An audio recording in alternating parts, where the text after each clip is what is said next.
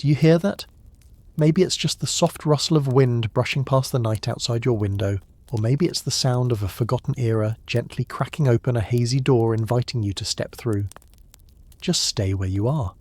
Pull the blanket up a little higher if you want. Let the familiar fabric press lightly against your nose. Let your shoulders ease and your breath settle like water after the ripples have faded. Tonight, let's set aside the 21st century for a while and step into somewhere completely different. A place with no alarms, no glowing screens calling your name, just wind slipping through stone cracks, roosters crowing like they're writing resignation letters, and a coarse blanket that still smells faintly of last season's dried hay. You've just woken up in a body that feels unfamiliar, in a time that's even more so maybe on the third floor of an English castle around the year 1284. But before I tell you what's waiting behind that heavy wooden door that still smells like old firewood, I want you to try something. Close your eyes. Really, even just a little. Then exhale slowly as if you were breathing out the weight of a day no one quite remembered to thank you for. I'll guide you not by hand but with words. Together we'll walk through a very old day where each of your senses gets its turn to awaken. You'll smell the faint scent of smouldering ash, feel the prickly straw beneath your back and hear the sounds the modern world has long forgotten: footsteps landing on cold stone rough fabric, sliding as someone puts on yesterday's clothes, water dripping softly from a wooden bucket. There each moment is like a warm cloth resting on your forehead, the quiet breath of someone who's been waiting a long time just to whisper, "Welcome home," to a day long ago, far away, and peacefully still. When we hear the word castle, most of us probably picture something grand and fairy tale-like: misty towers, velvet-lined hallways, candlelight dancing off golden wine glasses. But the castle you're about to spend the next 24 hours in, well, let's just say it's a little different. Or maybe a lot. You wake up, or more accurately, you're woken up.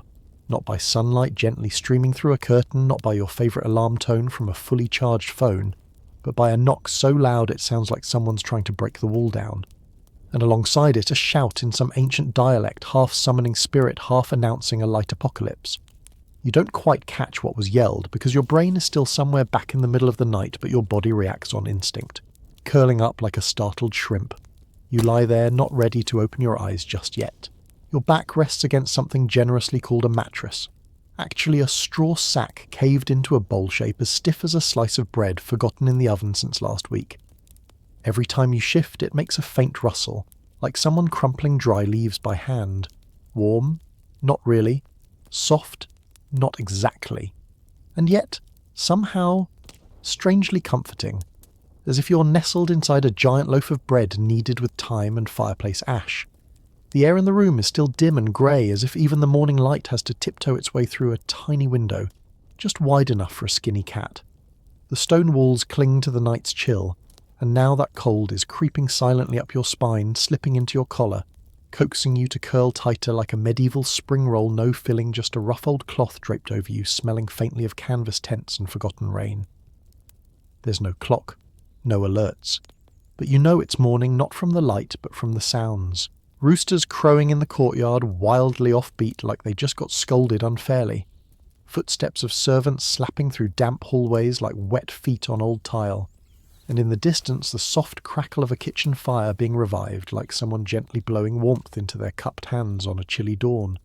All of its sound, scent, sensation gathers into a morning that's gentle and unhurried, quiet and free from the push and pull of modern life. The stone floor may be cold, but the scratchy blanket around you feels like the castle's only mission right now is to hold you still and keep you safe. But no matter how perfectly that straw bed moulds to your shape, there comes a time when you have to leave it. Not because anything urgent is calling, but because a stream of cold air has slipped down your collar, like a gentle reminder that this morning, whether early or late, the water bucket in the corner is still waiting for you, with absolutely zero forgiveness. There it sits, a wooden bucket in the far corner of the room. It looks harmless, but it holds a liquid that future historians might describe as the average temperature of betrayal. Just looking at it makes your skin bristle, and the moment you touch it, it's like the 13th century is flooding backward up your spine. Beside it is a bar of soap, or rather a grey crusty lump that smells vaguely of fireplace smoke pork and burnt cooking memories. Its ingredients are refreshingly simple animal fat and wood ash. It sounds rustic, and it is. When it hits your skin, it delivers a sensation that's profoundly alive. It reminds you you're living in a time with zero concept of a spa. But you still scrub gently, perhaps not hoping to be truly clean, but just wanting to feel like you're trying. After that temporary refresh, you pull your clothes back on a thick, scratchy fabric with a scent you can't quite define, half wilted grass, half the echo of time, and then you remember. There's one very human need left to address.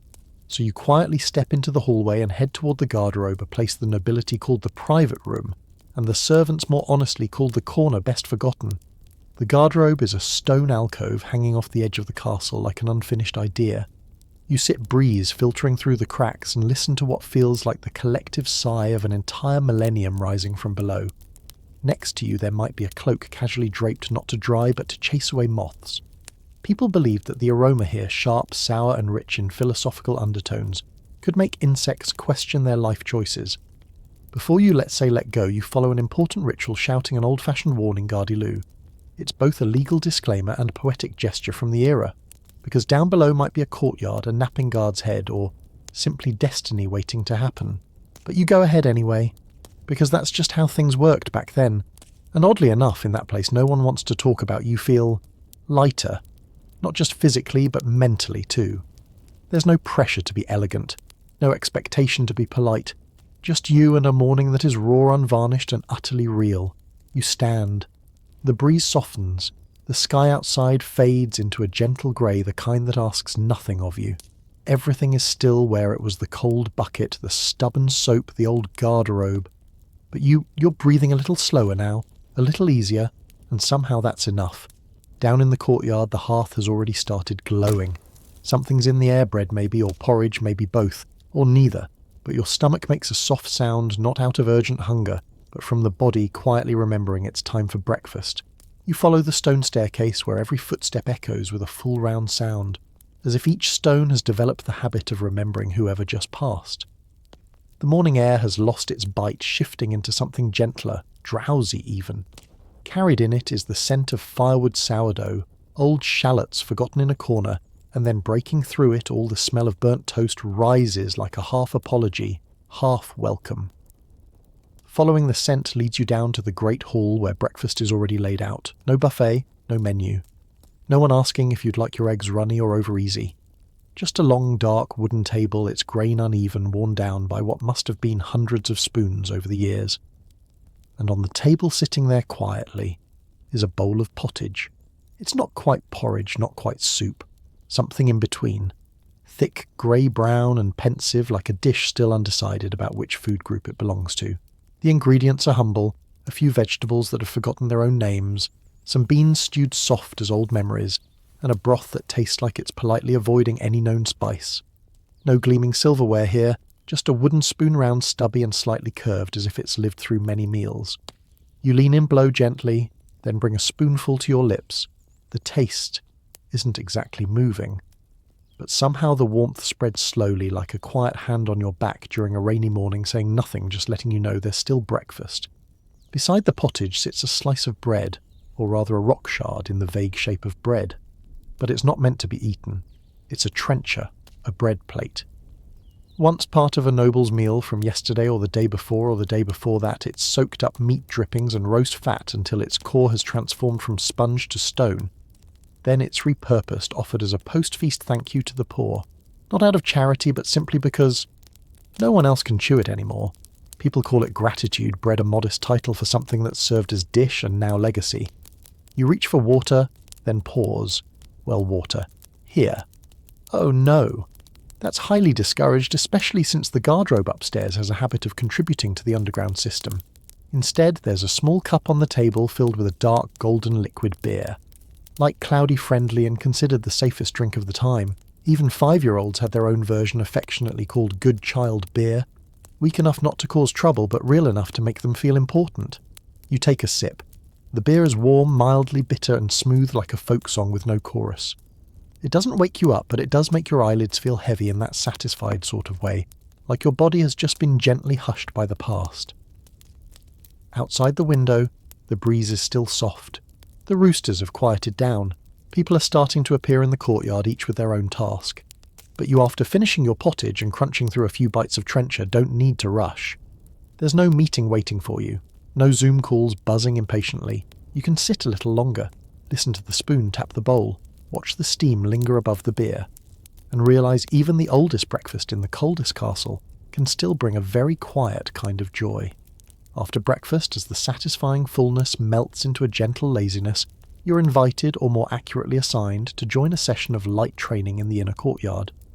Out there are no fitness trainers in matching spandex, no motivational playlists blasting. Just a few wooden poles, some leaning targets fluttering in the breeze, and a collection of bows that, when held, let you feel the frayed strings, like they too know they're about to face a very sceptical career in flight. First lesson: shoot an arrow through a wall slit that on closer inspection is about as wide as a keyhole. This is a medieval arrow loop designed so that shooting out is easy, and shooting in is, well, good luck. You grip the bow, lift it, pull the string, feeling the tension crawl into your shoulders and wrists as you squint, and try to align the arrow with a gap as narrow as a tired mum's patience. You release. The arrow soars forward with all your focus and lands in the dirt several feet from the target. A shot so philosophical it suggests you might be aiming for something beyond. But no one laughs, because here intention is valued more than accuracy. And sometimes missing is just your way of reminding the castle you're trying. Next comes the defence training, through scent. The moat around the castle, long assumed to be for enemy deterrence, turns out to be one of history's finest aromatic weapons. Its smell is so powerful it defies description, one can only survive it through sheer will. Historical records even mention troops retreating mid-battle not from arrows, but because they decided no victory is worth sacrificing one's nose. You stand at the battlement looking down at the moat thick green sludge, its surface still, as if someone had just thrown a secret in and walked away. No one loves the moat, but everyone respects it in a very real practical way. The training session isn't intense. It's more like a stroll with weapons, every movement slow, deliberate, and quietly meaningful. And you, weaving between stone walls soaked with centuries of moisture, start to feel it. You're standing inside a great defence machine, and each step you take is a small part of its ancient rhythm. No one shouts, no one counts time. Every action seems pre-written in the stone in the wind, in the steady cadence of your own steps. Just enough to feel useful, just enough to feel still. Then, as if signalled by a vague stir deep in your gut, you realise it's almost noon. And in the kitchen, the fire is about to be stoked again for a lunch you hope will be a little more recognisable than this morning's porridge. As the last wisps of the morning session drift away in the breeze, your steps slow down along the corridor leading toward the kitchen. The old wooden door creaks open to reveal another world, a room where the heat grabs every sense you have. The air thickens in layers. Each breath is a meeting of roast chicken gone crisp shallots, just about to burn hay simmering since dawn, lingering smoke, and perhaps the clumsy memory of someone who once forgot a pot on the flame. It's hard to name it all, you just know it's the kind of space that makes you raise an eyebrow and suddenly feel hungry. Like this chaos might be a promise something is cooking, something is becoming a meal. The kitchen is always hot, literally. Firelight flickers against the blackened bricks, glowing like the winter memories of a land that never had quite enough wood. Pots and pans, chipped and mismatched, stacked together like a tower of scattered memories. People cook everything in them, from tough old chickens to vegetables no one remembers the name of. No one rushes. Every motion is slow, like time here is set on a low simmer. In one corner a basket hangs from a hook inside spices all mixed together, not by recipe, but by instinct. When a dish starts to fade in flavour, it's not discarded. A bit of cinnamon, a few garlic slices, a pinch of black pepper, maybe a sprig of dill or whatever's still on the shelf is added. Stirred together, seasoned by feel, and just like that a new dish is born. Its aroma is both mysterious and familiar, like pesticide wearing silk topped with a floral bonnet, confidently stepping onto the stage. You're handed a chipped bowl and a thick wooden spoon rough as a small tree branch. Inside the bowl is something thick, brown-tinged with moss green, a few pieces of meat and soft beans floating like they're cautiously surveying the world. The warmth from the bowl seeps into your palms, and as you lift the first spoonful to your lips, the heat trickles down into your chest like a sigh swallowed in reverse. The flavour isn't distinct, but it feels honest, like someone truly tried. And though it's far from perfect, you can't help but appreciate it. Near the kitchen's back wall, where slanted sunlight filters through cracked bricks, is where the waste goes. There's no bin, just a small window opening out over the outer wall. Leftovers, chicken bones, vegetable peels, old broth, burnt breadcrumbs, each bit is gently tossed out with a flick of the wrist. Down below, over time, they form what the castle dwellers call the Mountain of Emotion, a place no one wants to name, but everyone smells whenever the wind changes. Out in the distant courtyard, a few geese waddle past. The midday sun spilled down like a thin veil. Your stomach had settled, your eyelids felt heavier, and the first thought that popped into your head wasn't work, it was, is there a cool, quiet corner in this castle where you could steal a little nap? With that thought in mind, you rose from the table. The empty bowl still held a whisper of warmth at the bottom. Your body felt a little sluggish, as if each spoonful of stew had turned into weight, pulling you gently toward the nearest chair in the shaded corner. But then something made you step outside. Not because you were called upon, but simply curiosity. By this hour the kitchen had begun to quiet. The clattering of pots and pans had faded, replaced by the steady rhythm of behind-the-scenes tasks, the kind of work most guests never notice, but which forms the living pulse of any castle, the people who quietly keep it from falling apart, not structurally but practically. You walked past a stone hallway and started noticing things you'd never considered before. Just ahead, a child no older than 10 slowly turned a long spit. On it, a plump chicken roasted silently. The child's posture was one of quiet resignation, as if they'd been born to turn meat and thyme 8 hours a day without missing a rotation. Deeper in, a broad-shouldered man with a short neck held a wooden mallet. His job to knock on every door in the early morning and wake each person, sometimes with his voice, sometimes with a gentle nudge, and when needed, with a short song of his own invention. People called him the wake-up man, a role paid in gratitude from those who made it to breakfast on time. Further along, you saw someone carefully cleaning what looked like a jester's hat. Thick fabric, frayed tassels, bent little bells. The cleaner moved slowly, each motion delicate, as if they were wiping down memories rather than costume props. Because in a castle, not every fool can be replaced. And oddly enough, their hats often carry stories. Cleaning a jester's hat may seem pointless, but think about it in this world. Doesn't everyone need someone to quietly clean what makes them a little ridiculous? Near the end of the corridor, a door stood slightly ajar. Inside was a man in a greyish-brown tunic holding a bucket and a brush.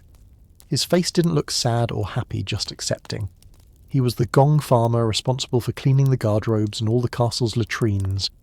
Though he mostly worked at night, his pay was surprisingly high, perhaps because no one else wanted the job, and perhaps because he was one of the rare few whom even the moat was thankful for. In the opposite corner, an elderly woman held a cloth-bound ledger in one hand and sniffed a cloak with the other. Not out of curiosity or eccentricity, she was the wardrobe mistress. Keeper of clothes, guardian of fabric. Every cloak, glove and rug was recorded in her tilted handwriting with special markings to note their scent condition. People often joked that she was the accountant in wool, and that her room needed no perfume because it had history. Passing each of them, you realise something: this place doesn't run on power. It runs on quiet, persistent hands. They don't appear in history books, they have no statues or medals, but every roasted chicken, every clean towel, every neutralised odour carries their touch. Evening wind began to slip through the narrow window slits, tapping gently on the walls like a soft pat on the shoulder. A few birds passed silently overhead. You sat on a long stone bench, fingertips grazing the worn wood beside you, and let out a slow breath. Everything here had a role, even the background characters, and you sat in the middle of it all, listening to the untitled jobs tell stories simply by existing. As the sun faded from the stone floor and footsteps around the castle grew more cautious, you realised this was the hour reserved for the sacred art of uselessness: to laugh if you still had teeth, or to watch others laugh if your teeth had long since been donated to history. You wandered out to the courtyard, freshly swept by the afternoon breeze. The knights were preparing for jousting, but not like in the paintings. They sat backward on their horses, lances held like picnic props. On the first charge, a knight flew off like a dry leaf in wind, landing in the moat, with a gentle yet thunderous plop, enough to set the whole yard roaring in laughter for no apparent reason. In another corner, a life-size chess match was underway. The pieces moved on command and occasionally threw real punches. You watched a young man be forced to capture the queen per the afternoon's absurd rules, which meant lightly nibbling the edge of her dress and retreating with warped dignity. Applause followed. a whistle here and there. Then the jester appeared, tassel swaying, face-painted, smiling mouth beneath eyes that looked like they'd just read the kingdom's tax log. No music, no drums, just a few barbed jokes sharp enough to make nobles chuckle and servants bite their lips. He poked fun at the burnt kitchen, the twisted staircase, even the king's digestive troubles, as if commenting on the weather. You whispered, "Isn't he worried about getting executed?" The person beside you murmured, "He's paid more than a general for daring to say what's true." And you chuckled because sometimes the truth survives, draped in loud colours and delivered with a foolish grin. Looking around, you saw faces softened, servants and nobles alike. The ones who had shouted in the morning, scowled at lunch, were now bathed in the slanting light of evening, letting themselves laugh stupidly at a joke. Something inside you settled, like finding a soft pillow in a castle made of stone. And when the jester bowed out, his head dipped low, the tassels of his robes swayed in the breeze, leaving behind a strange echo like lipstick on the rim of an empty glass. You couldn't recall his exact words, but somehow you remembered very clearly the feeling, some people don't need monuments. They just need to be heard when they speak the truth in a way no one fears. And when the last laugh faded, when the courtyard no longer echoed with neighing horses or raucous cheers, you quietly turned toward the eastern wing of the castle, where the last light of day pooled like melted beeswax. A cool breeze slipped past your sleeve, or the scent of kitchen smoke was giving way to something sharper, muskier, a little sweet, a little raw, a blend that could only mean one thing: medicine. You were entering the healer's quarters, or more accurately a chamber for the distillation of belief. Here wooden cabinets were crammed with bottles and jars filled with powders, leaves, bones, roots, and the occasional mysterious object that looked like it once belonged to something that had full confidence in self-healing. A patient was wiping his forehead, freshly treated. A faint red mark on his skin lingered, the result of having a live chicken tied to his head. "It draws out bad humours," the healer said, in a voice steeped in parsnip and patience. The chicken, now silent either from exhaustion or existential doubt, seemed equally unsure how it had ended up here. If you complained of stomach pain, you might be handed a cup of something called dragon's breath tea, a curious brew of pork fat, dried petals, and a few shards of what was said to be unicorn horn, but later confirmed by history to be dyed catfish bone. But here, logic isn't the prescription. Belief is the cure. An old woman came in worried that she'd been laughing too much. The healer furrowed his brow, scribbled something down with a goose feather and said, "Perhaps you have too much blood," the remedy letting some out, with a small knife into a stone bowl wrapped in linen. You couldn't even laugh because for a moment you wondered if you too might be carrying excess blood. Too much worry, too much weight, too many things that if gently drawn out by someone else might leave you feeling several ounces lighter in the soul. Sunlight filtered through the narrow window, casting a golden haze across the medicine jars, as if time itself had been dried, jarred and preserved on these dusty shelves. The healer, who had likely never heard the word license, pressed a hand to the patient's forehead, not to examine but to reassure. And in that quiet touch you realised perhaps belief offered at just the right moment is a form of healing.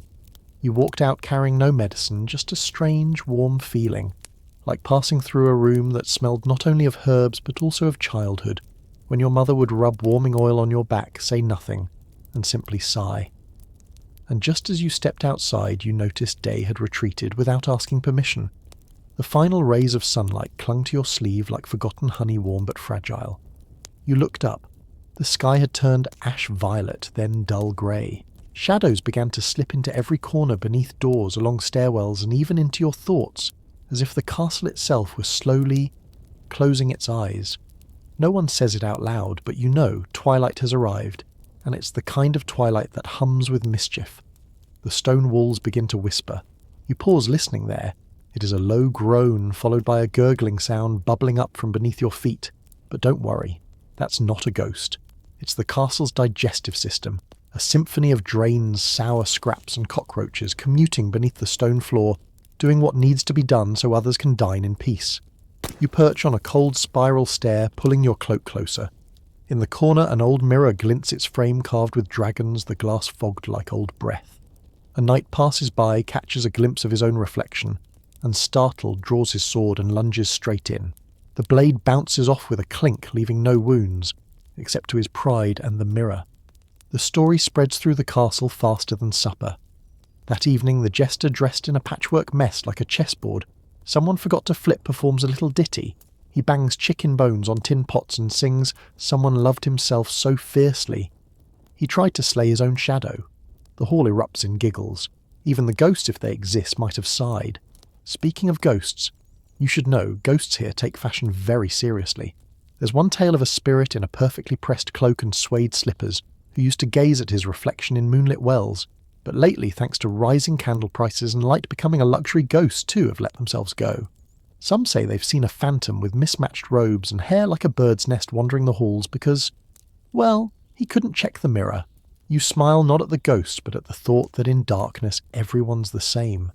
Noble or servant guard or princess or just a time-lost visitor like you. When the candles go out, there's only breath breeze and the hush that reminds you everything eventually melts into silence. And in that silence, not fearful, just gentle, you feel your mind soften. Darkness isn't a punishment. It's just a knock on the door inviting you to come home. Inward. When the final candle flickers out, dissolving on the wall like a dream melting into wax, your curiosity draws you downward. Slowly. Carefully. Toward the part of the castle no one talks about unless they have to the dungeon. But don't worry, you're not being locked away. We're just passing through. Like midnight tourists wandering into the quietest part of the century. The air here is different. Thicker. Still. It feels as if the walls themselves have taken vows of silence. You can hear breathing, not desperate, but deep. The kind of breath taken by people who've memorized every stone, every moss stain, and learned that in places like this, time doesn't pass. It sits. Most folks here didn't commit crimes worthy of legend. One man was thrown in for owing cheese. Yes, cheese. A soft, fragrant wedge with holes. In a world where flavour was currency cent, debt was a serious offence. You glance into a tiny cell smaller than a modern porta-potty, without the floral spray or the clean-out button. In the corner, a man with wild hair waves at you like a barista welcoming a regular. Dungeon tour. Just 3 burnt crusts and one good story he offers, eyes sparkling. Maybe he's mad. Maybe he's just been alone long enough to turn loneliness into performance art. In another cell, a noble sits cross-legged on the dirt. Once he lived upstairs with views, birdsong and fresh air. Then he complained the view lacked depth. Fate being wickedly poetic had him reassigned to the bottom tier where the only view is mildew and the occasional drip. He doesn't scream. He writes poetry. One a day. Stuck to the wall with mouldy candy. Some sound like curses. Some like love letters to the wrong address. And one simply reads, "If I vanish, who'll remember my misspelled name?" You linger a moment and it hits you. Darkness isn't always punishment. Sometimes it's a test. To see if the heart can light its own lamp. You climb out of the dungeon one worn stone step at a time. Each step sounds like a soft crack, like something old and hidden quietly giving way.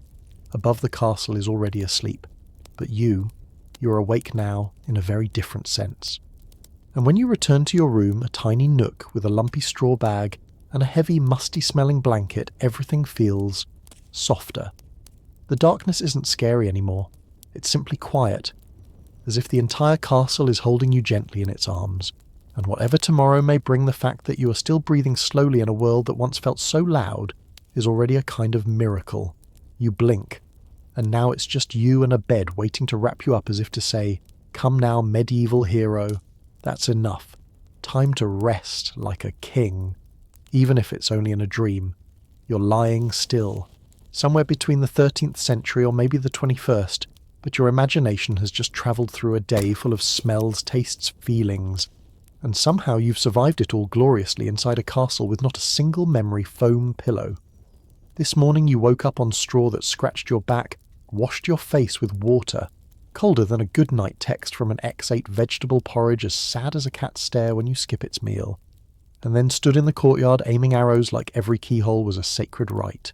You passed the smell of firewood, heard laughter echoing from jokes older than most family trees, and watched someone's eyes light up in the dungeon just because someone listened to their story.